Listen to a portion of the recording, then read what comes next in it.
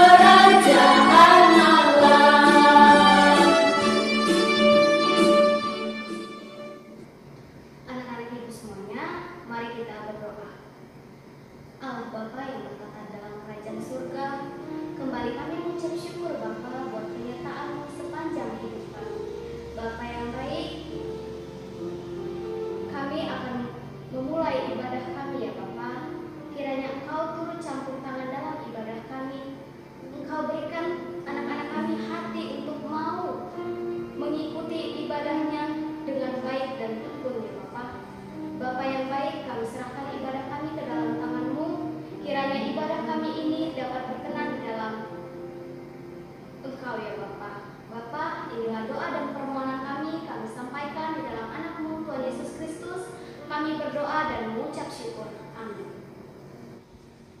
Anak-anak ibu yang sekalian yang berada di rumah, masih semangat dalam memuji dan memuliakan Tuhan? Pastinya harus semangat. Baiklah, kita angkat lagu pujian kita, Betapa Hatiku Berterima Kasih kepada Yesus. Anak-anak ibu, kita serahkan hati dan jiwa kita kepada Tuhan sesuai dengan rencana Tuhan. Mari kita angkat lagu pujian kita.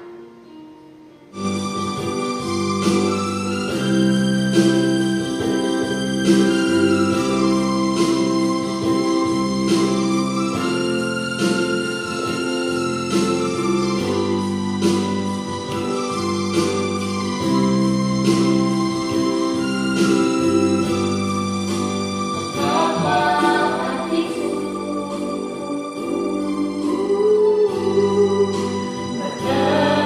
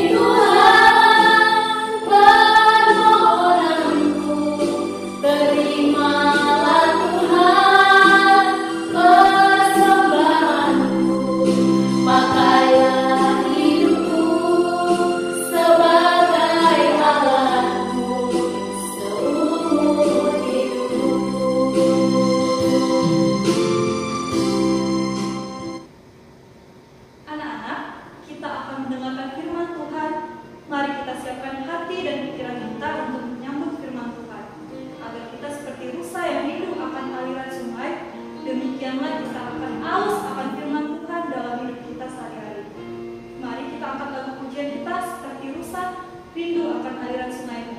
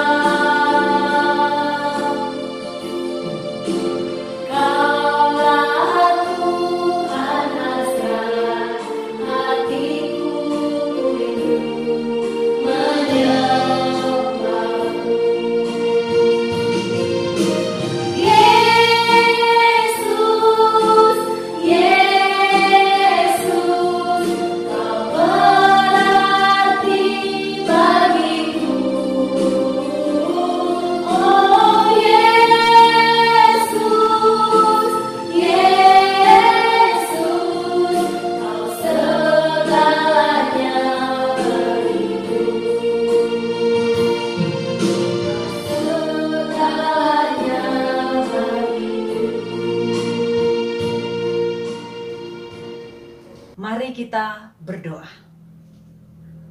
Tuhan Yesus yang baik, Tuhan yang kami puji, yang kami sembah, yang kami muliakan. Saat ini Tuhan, kami akan mendengarkan firman-Mu. Urapi kami dengan kuasa Roh Kudus-Mu, secara khusus mengurapi setiap anak-anak Tuhan SMP Metode 10 yang mendengarkan firman-Mu di rumah masing-masing. Tolong kami agar mengerti. Amin. Hello, shalom, salam sejahtera, salam kasih dari saya kepada anak-anakku, anak SMP Metode 10 Belawan. Mari nak, kali ini kita membuka Alkitab kita.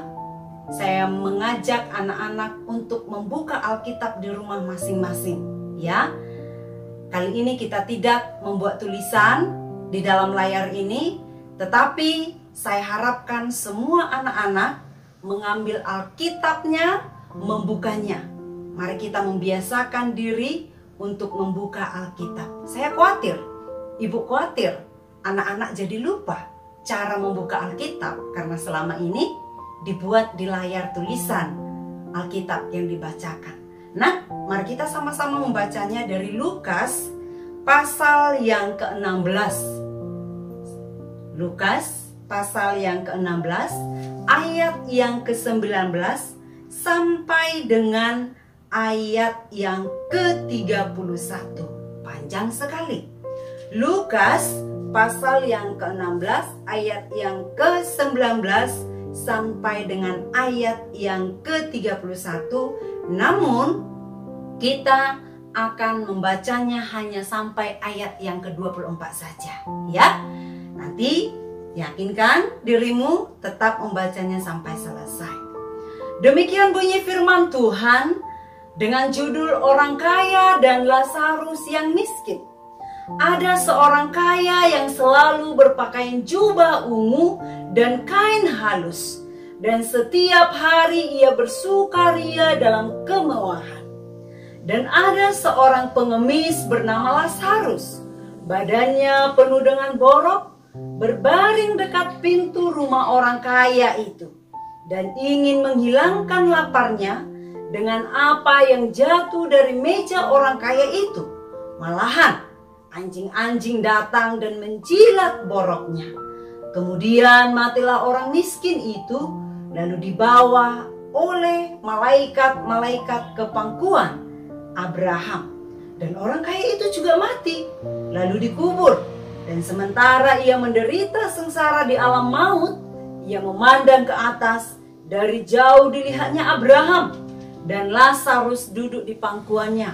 Dan ia berseru katanya, "Bapa Abraham, kasihanilah aku.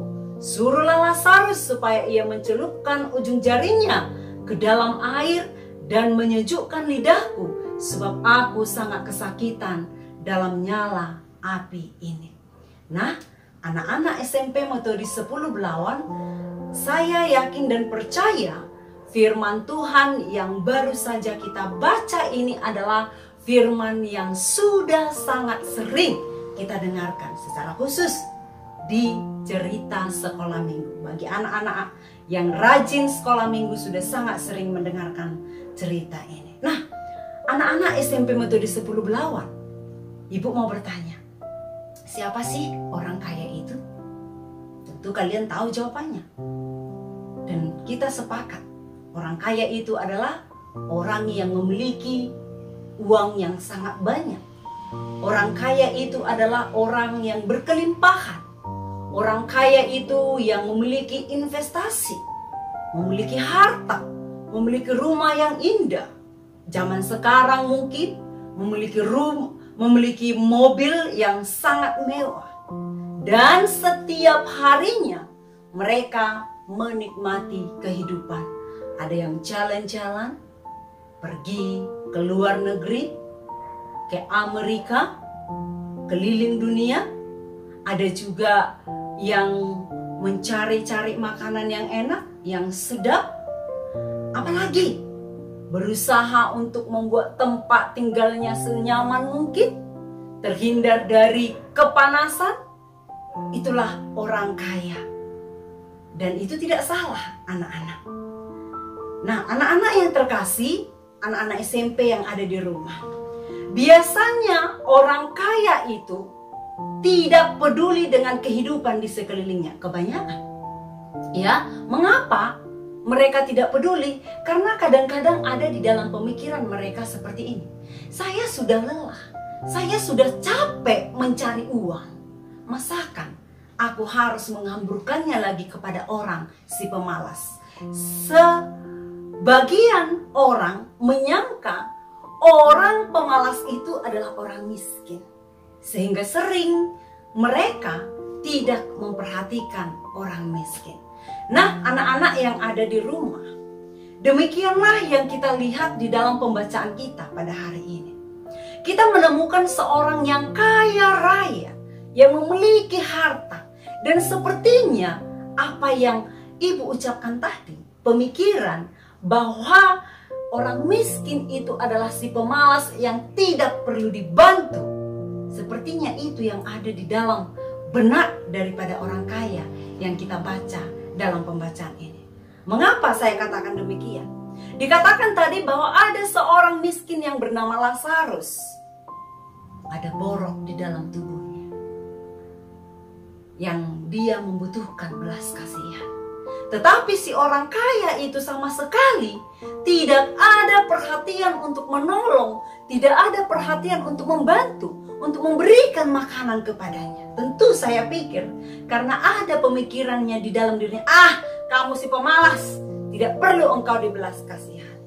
Bahkan dikatakan di dalam pembacaan tadi, dia membiarkan anjing-anjingnya untuk menjilat borok daripada si Lazarus, si miskin itu. Kalau dia punya hati, dia tidak akan membiarkan si miskin ini untuk menjilat boroknya, karena itu menjadi sebuah penghinaan. Seharusnya dia akan memberi makanan, dia akan menolong karena memang dia mampu, dia akan membawa ke rumah sakit, dia akan memberikan baju, dia akan mendoakan. Itu yang seharusnya yang dia lakukan. Tetapi anak-anak yang terkasih di dalam nama Tuhan, dia tidak melakukan hal yang demikian. Malah dia membiarkan dia sampai si Lazarus orang miskin itu mati kelaparan. Namun anak-anak yang terkasih, Dari cerita ini sangat jelas juga dikatakan ketika si orang miskin itu mati karena kelaparannya, si orang kaya ini juga pada akhirnya mati. Ini juga yang mau saya katakan kepada anak-anak, bahwa pada akhirnya miskin dan kaya akan tetap kembali kepada Tuhan. Tidak ada yang membedakan di mata Tuhan, miskin atau kaya itu tetap bertahan hidup. Tetap, baik kaya, baik miskin, baik cantik, baik jelek, pada akhirnya akan mati. Kedua tokoh di dalam Alkitab ini, baik orang miskin, baik orang kaya, mereka sama-sama meninggalkan dunia ini. Tetapi ada perbedaan.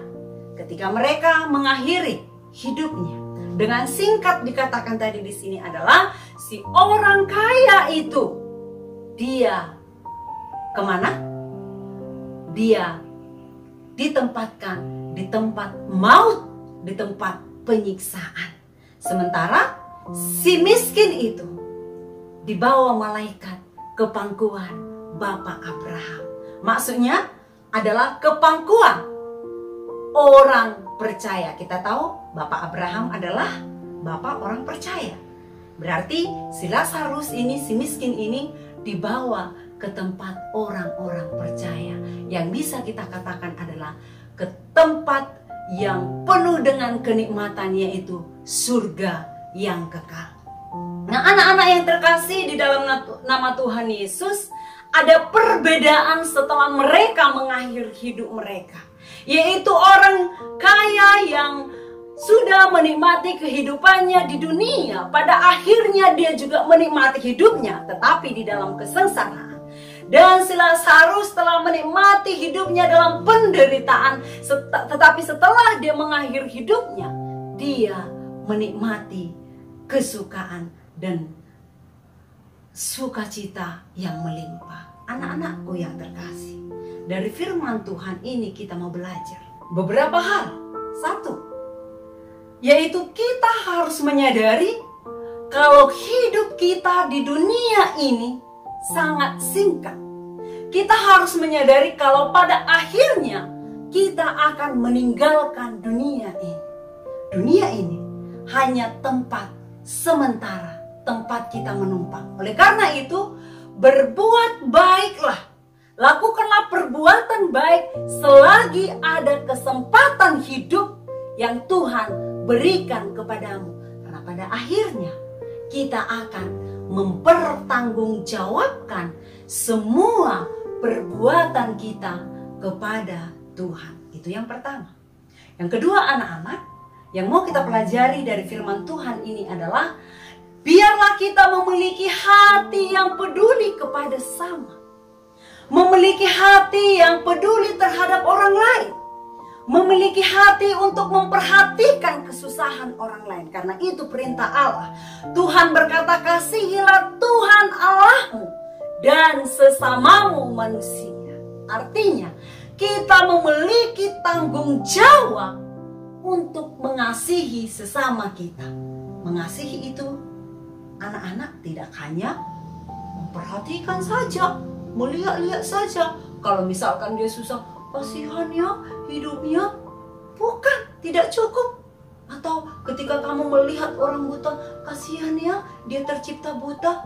Tidak cukup dengan kata-kata, tetapi kita harus melakukannya dengan tindakan dan perbuatan.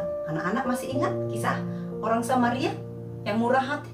Ingat dong ya, bagaimana dia menolong sesamanya yang tidak satu suku dengan dia, yang tidak satu kepercayaan dengan dia. Dia tolong orang yang kesusahan. Itu yang benar.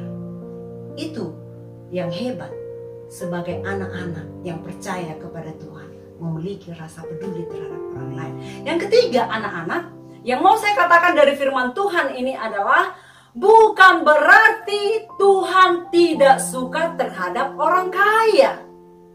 Ya, ingat, bukan berarti Tuhan membenci orang kaya. Justru Tuhan bangga, senang melihat umatnya memiliki harta yang berkelimpahan. Justru Tuhan bangga melihat anak-anaknya sukses.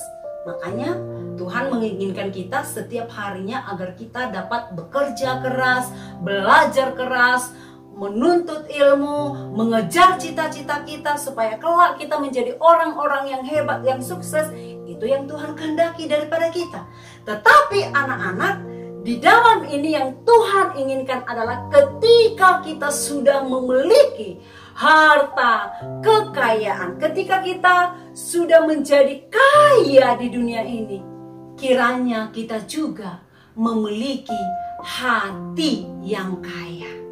Bukan hanya uang, bukan hanya kelimpahan secara jasmani, tetapi kita sekiranya Tuhan inginkan, Tuhan mau kita memiliki hati yang kaya, hati yang peduli terhadap orang lain. Kita memakai kekayaan itu menjadi alat untuk menolong orang lain, untuk peduli terhadap orang lain, untuk memperlakukan orang lain secara manusiawi. Nah, anak-anak, dari sekarang anak-anak sudah harus memupuk sifat peduli terhadap orang lain. Jangan katakan, aku kan masih SMP, Ibu. Aku kan ini masih anak sekolah.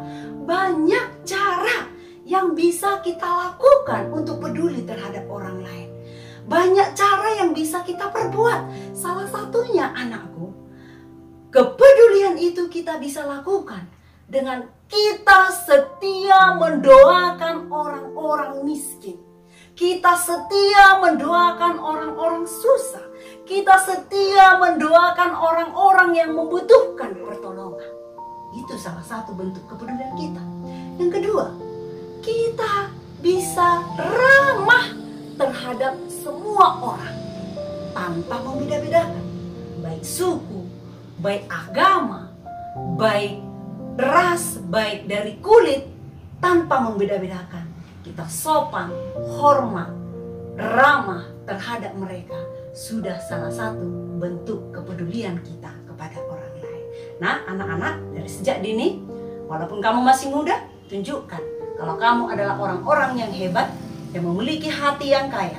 Oke, mungkin engkau katakan dalam hatimu, Bu, kami orang miskin. No masalah, miskin harta, tetapi kita harus kaya hati. Lakukan firman Tuhan ini, kasihi Tuhan Allahmu, kasihi sesama manusia, peduli terhadap manusia, memperlakukan orang lain secara manusiawi. Oke, anak-anak hebat, anak-anak remaja, Tuhan memberkati. Mari kita berdoa. Tuhan Yesus, berkati semua anak-anakmu yang mendengarkan firman ini. Saya yakin dan percaya Tuhan akan memakai anak-anakmu yang ada di rumah menjadi anak-anak kebanggaan yang mengasihi Tuhan dan mengasihi sesama. Dan sekarang mereka akan memupuk rasa kepedulian mereka terhadap sesama, sekalipun itu beda suku, beda agama, beda ras. Karena Tuhan yang kami teladani dalam hidup kami. Amin. Mari kita sama-sama mengucapkan doa yang Tuhan Yesus ajarkan. Bapa kami yang di surga, dikuduskanlah namamu. Datanglah kerajaan, jadilah kehendak-Mu di bumi seperti di surga. Berikanlah kami pada hari ini makanan kami yang secukupnya, dan ampunilah kami akan kesalahan kami, seperti kami juga mengampuni orang yang bersalah kepada kami. Dan janganlah membawa kami ke dalam pencobaan, tetap lepaskanlah kami daripada yang jahat, karena Engkaulah yang mempunyai kerajaan dan kuasa dan kemuliaan sampai selama-lamanya. Amin. Tuhan Yesus memberkati anak-anakku. Mari kita menyanyikan Mars PKMI. Kita bersama-sama menyanyikannya.